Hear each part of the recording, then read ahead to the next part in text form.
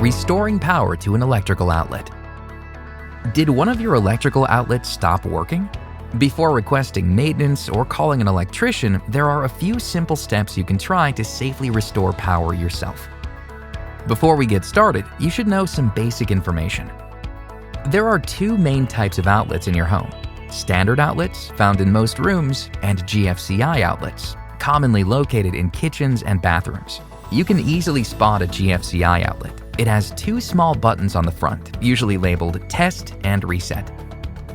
If the outlet you're troubleshooting is a GFCI, here's what to do. 1. Unplug any devices from the outlet. 2. Press the small Reset button until you hear a click.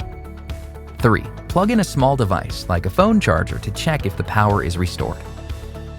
Now, if you're dealing with a standard outlet, it could still be connected to a GFCI outlet elsewhere on the same circuit.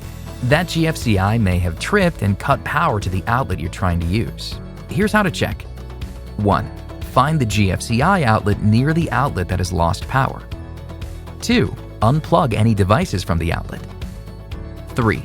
Press the small Reset button until you hear a click. 4. Plug in a small device, like a phone charger, to check if the power is restored. If those things didn't work, you'll want to check the electrical panel to see if a breaker has been tripped. 1. Again, unplug anything connected to the outlet.